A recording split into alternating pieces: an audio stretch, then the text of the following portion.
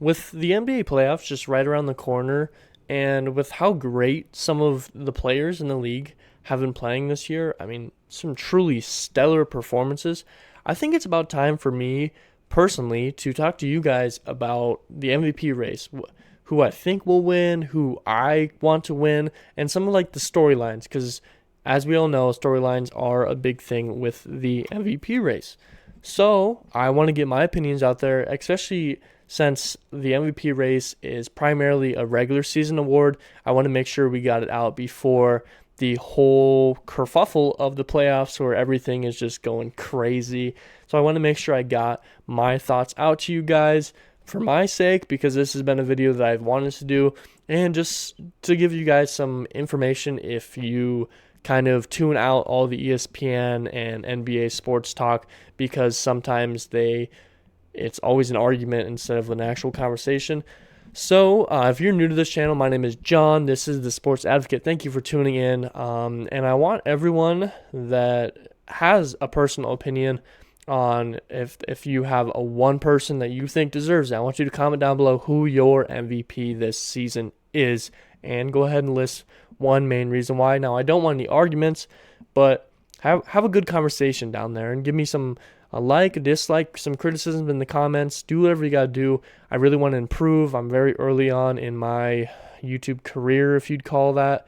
And go ahead and subscribe, because I have more and more content like this. But let's go ahead and get right into this. I'm not going to bore your ear off. First things first, before we get into the three primary MVP candidates, I do want to talk about honorable mentions, just because with how great the top three players have played, I don't want to get it overshadowed. So the very first player that I want to talk about is Demar Derozan. I feel like he's kind of fell out of it, especially with how the Bulls have done as of late. I did do a video on him from one of the worst offseason signings, quote unquote, to an MVP candidate. I'm going to have that popping up on one of these sides as the eye. Go ahead and click that.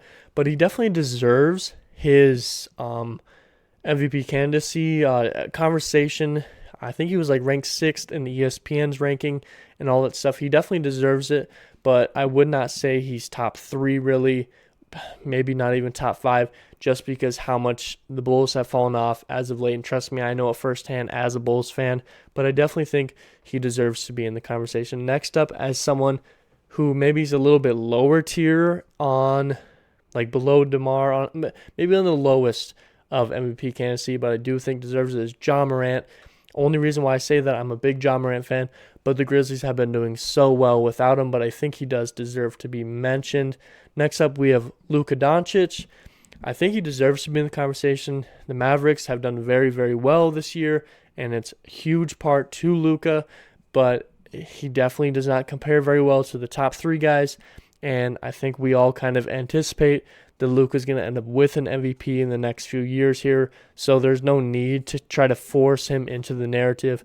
So I think you can kind of set him to the side for now. He'll end up with an MVP at some point. I can pretty much promise that, and I don't know why he wouldn't be able to, but he definitely deserves some sort of nod this year on at least being in the conversation.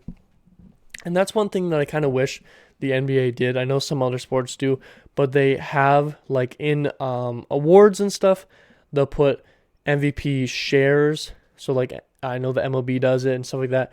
So say if DeMar Derozan or Luka Doncic are like 5th in MVP votes, then on their roster thing, on their awards throughout their career, it'd say 5th share, MVP 5th share in whatever year it would be. And then that just kind of helps when you're looking at someone's like very end, when they're retired, whether you think they deserve to be in Hall of Fame or whatever. Because sometimes a player, and a prime example will be the next one on my list, has such a good year, but the person that ends up winning MVP just had a little bit better, or just a decent amount better.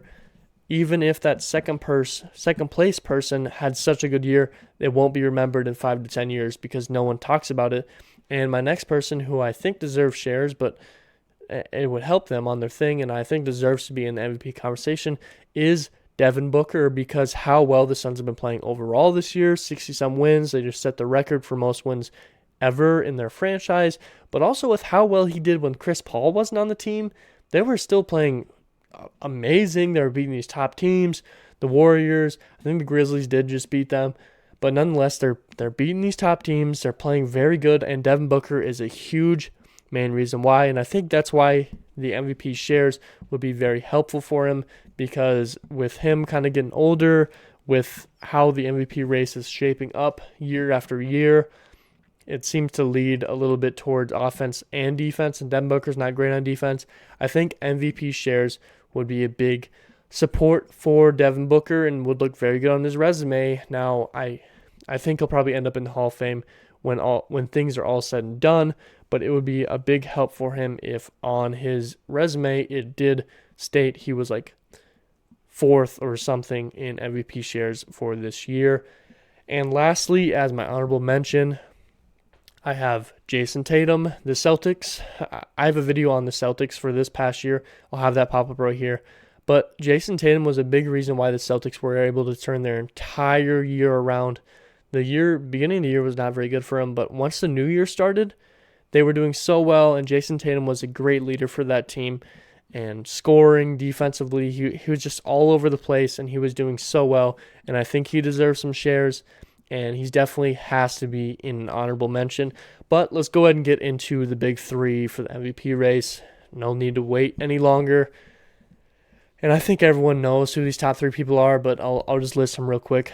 In no particular order at this current moment. At the end of the video, I will talk about who I think should win it, who I think will win it, and all that stuff at the end of this video here. But the top three, Joel Embiid, Nikola Jokic, and Giannis Antetokounmpo.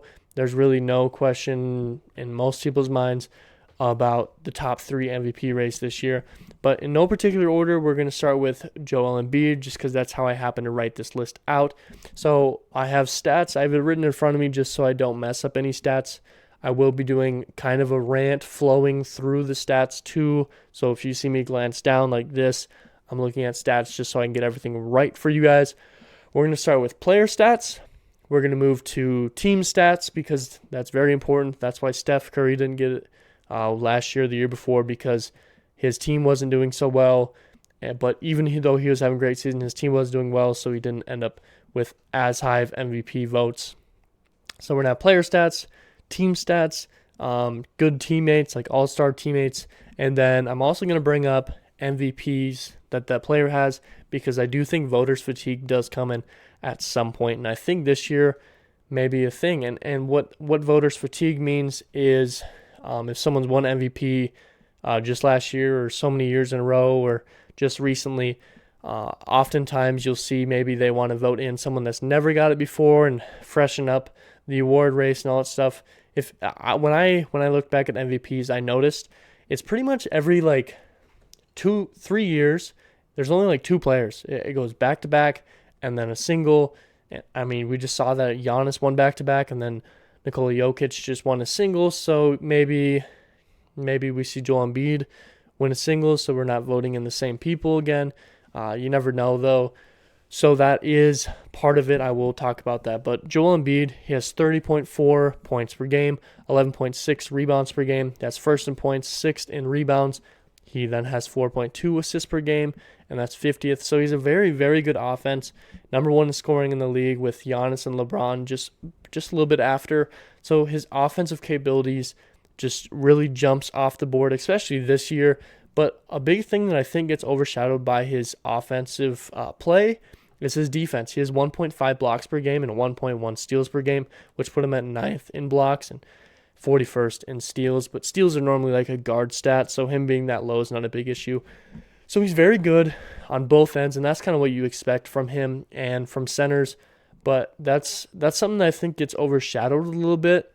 Out of these three guys, he has the most blocks per game, and he's tied with Giannis for steals.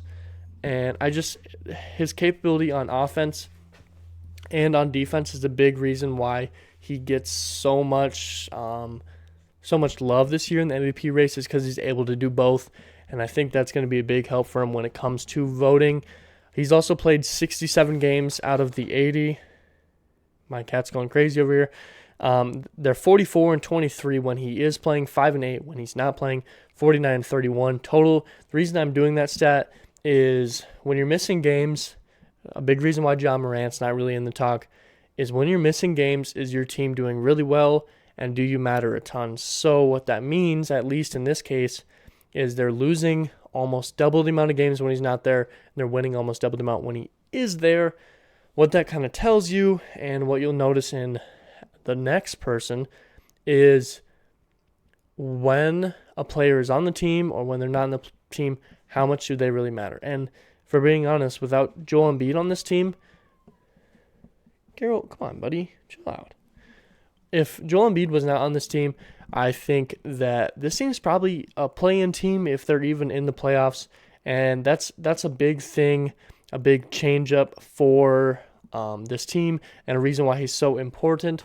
But one thing I will bring up is he was pretty much a one-man team this whole year up until James Harden at the trade deadline ended up coming in, and that's a big reason why he is so important to this team, because he didn't have a lot of other pieces.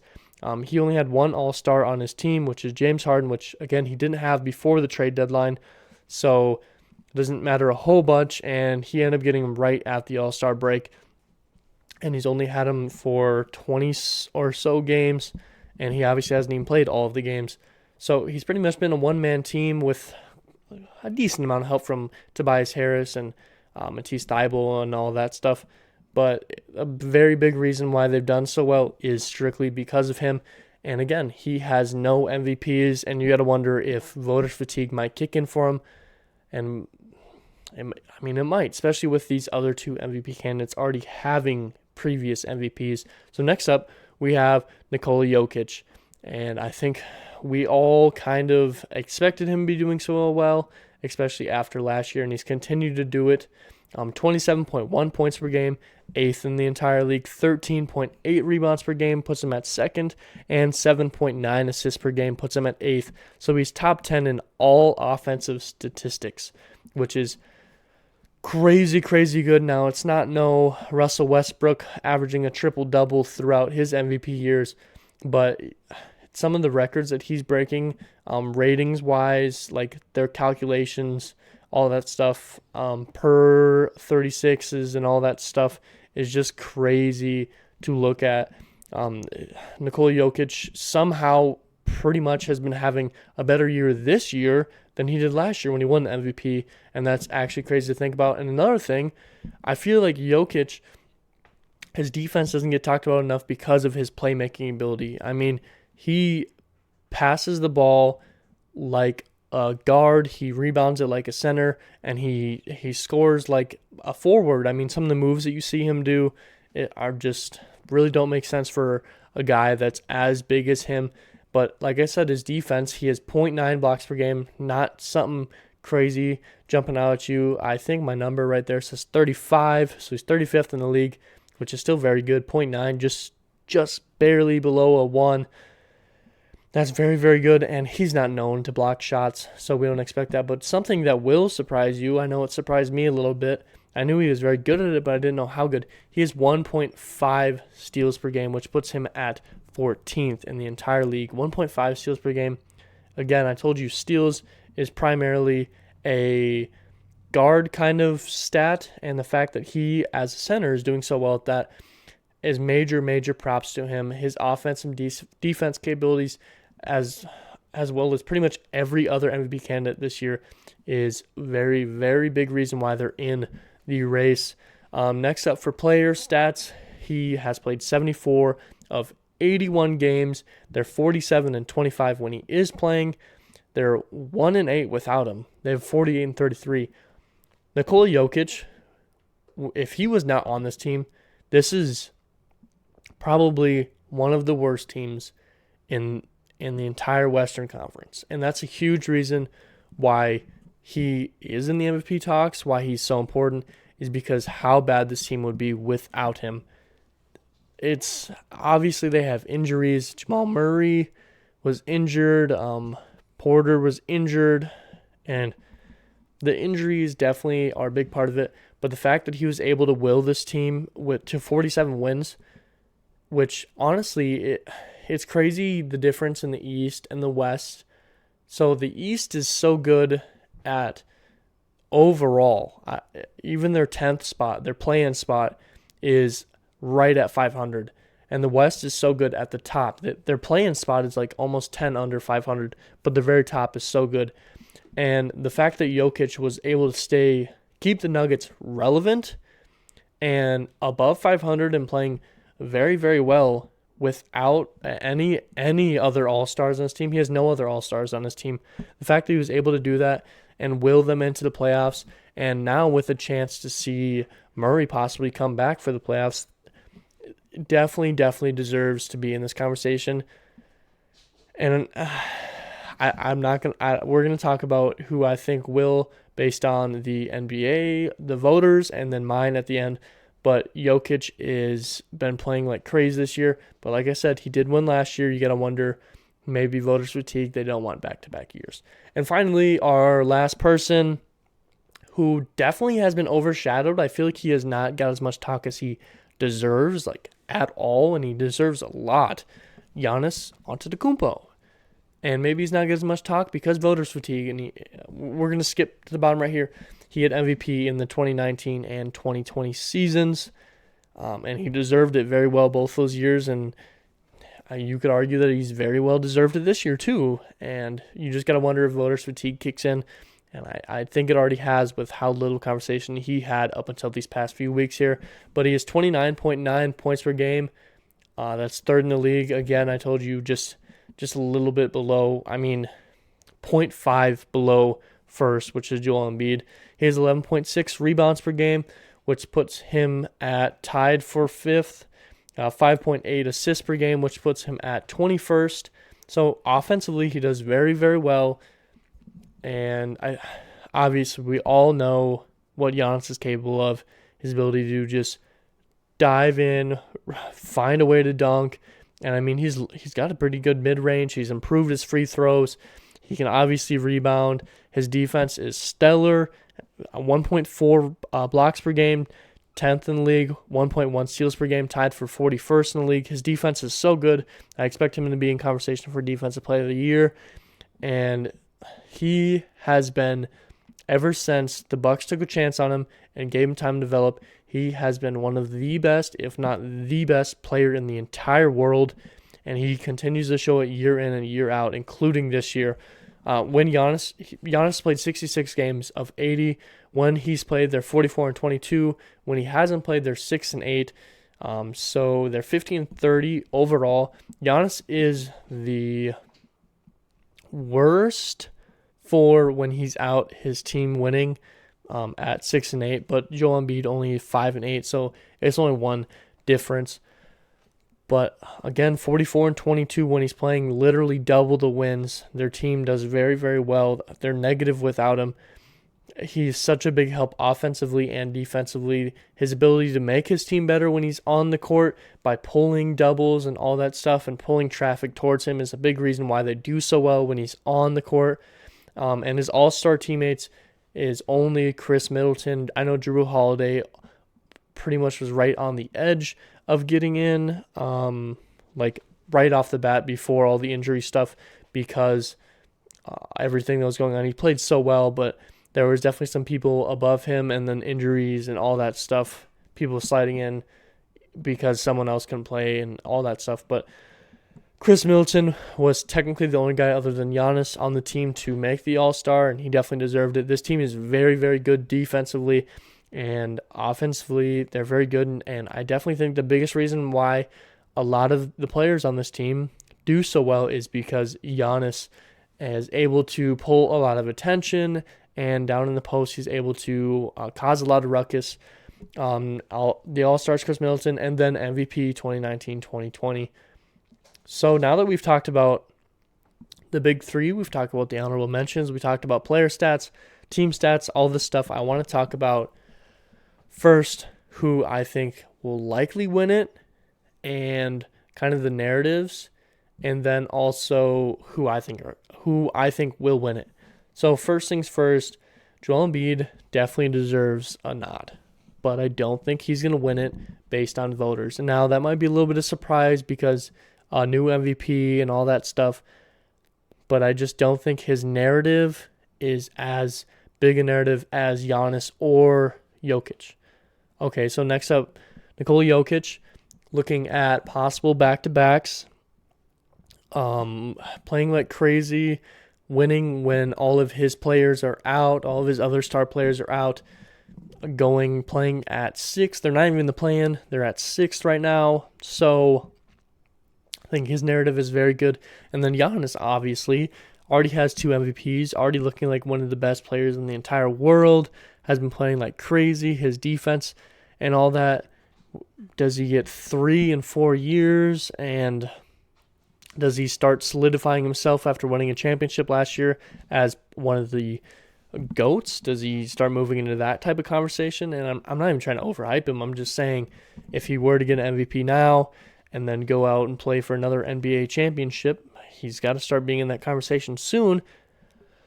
So, who do I think the NBA voters will choose? Okay, let's compare Jokic and Antetokounmpo back-to-back, okay? Giannis, more points per game. Jokic, more rebounds per game, more assists per game, more steals per game, and Giannis, more blocks per game. So just looking at stats specifically, you're looking at Jokic has more where he's doing better. And let me tell you, I think even how great of a storyline the Greek Freak is, them taking a chance and him winning 3 MVPs in 4 years, I think back-to-back Nikola Jokic MVP right after back-to-back Giannis, him beating out Giannis both years, him having some of the craziest per stats, and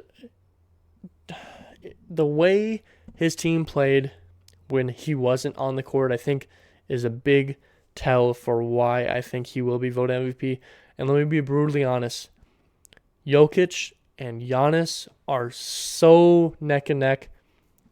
Whoever wins, I will not be surprised, and I will not be upset. I wouldn't be upset at any of these 3 people winning at all.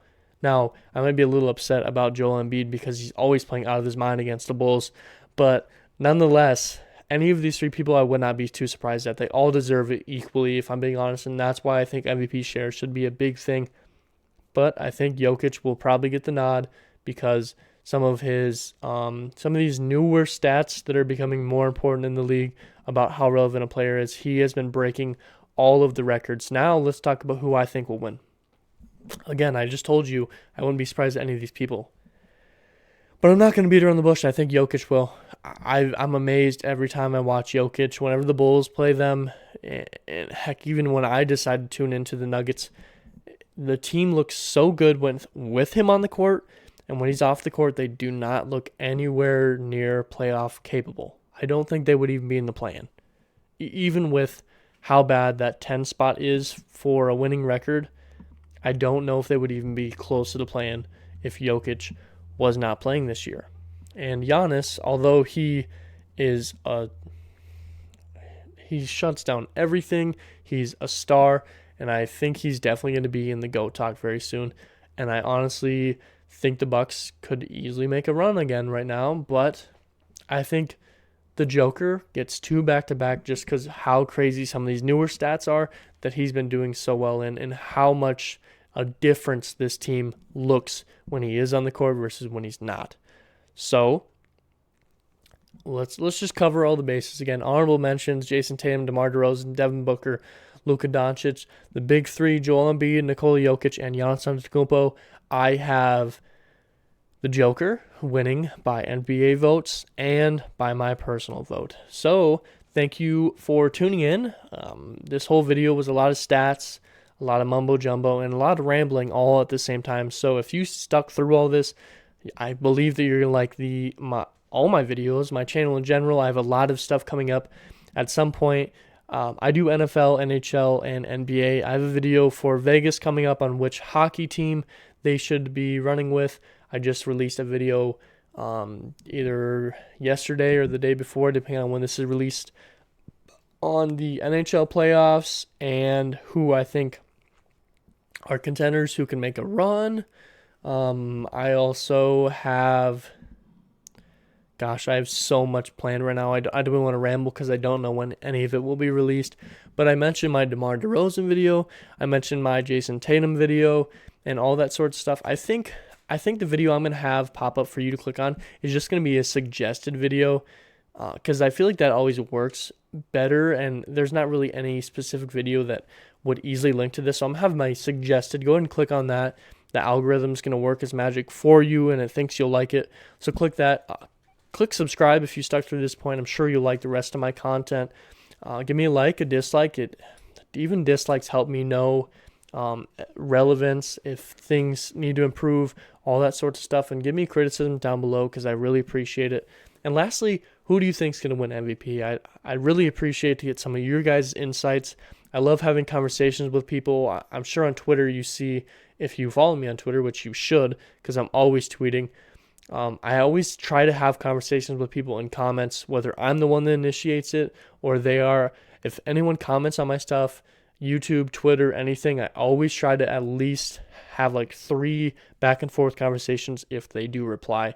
I feel like knowledge is power in this world, and sports is something that has tons of information surrounding it, and I love having conversation.